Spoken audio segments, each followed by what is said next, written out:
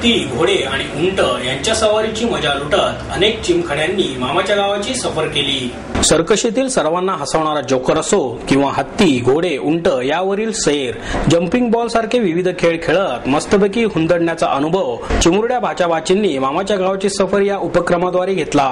त्यांना 3 दिवसांसाठी मामाच्या गावी आल्याचा अनुभव तर आलाच, पण लहानग्यांचे जय्यत स्वागतही करण्यात आले.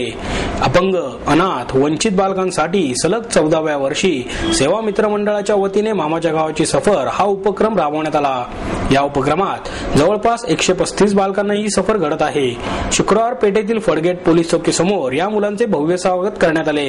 यावेळी बालकांना हत्ती, घोडे, उंट यांच्यावर बसून त्यांना पुण्याची सैर घडवण्यात आली. तसेच गरमागरम भजी, दूध असा अल्पोपहारही त्यांना यावेळी देण्यात आला. त्यानंतर एक पात्री कलाकार मकरंद टिल्लू आणि हर्षदा टिल्लू यांच्या मनोरंजनपर कार्यक्रमाने या लहानग्यांना खदखदून हसवले. या उपक्रमात संतुलन पाषाण ही दगडखाणीत काम करणाऱ्या मुलांची संस्था, तसेच निहार, फुलवा, ममता फाउंडेशन, रस्त्यावरील मुलांसाठी काम करणारी बचपन बचाव संस्था यामधील मुले मुली सहभागी झाली आहेत. सायंकाळी या मुलांनी पारंपरिक पद्धतीचे वारसे कसे असते यांची माहिती करून घेतली, तर रात्री अंध मुलांच्या ऑर्केस्ट्रावर नकळत त्यांची पावले थिरकली.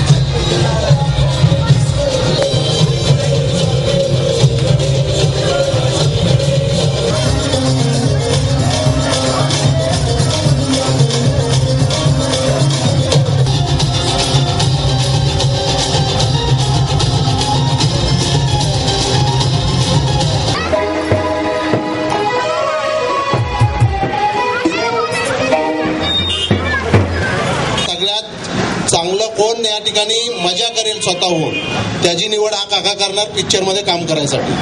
करणार का मजा सगळे तुम्ही? मग आम्ही पण अशी एक टोपी घालतो आता आणि तुमच्याबरोबर मजा करतो. चालेल? तुम्ही आम्हाला बोलवा, भाषण करायला बोलवू नका. आम्हाला इथं आल्यानंतर खूप बरं वाटलं. त्याचं कारण असं सांगू का, या मुलांना नाचताना, खेळताना, आनंद लुटताना बघून आम्हालाच खूप आनंद मिळतो. त्यामुळे हा कार्यक्रम आम्ही यांच्यासाठी न करता आम्ही स्वतःसाठी करतो असं आम्ही नेहमी सांगतो.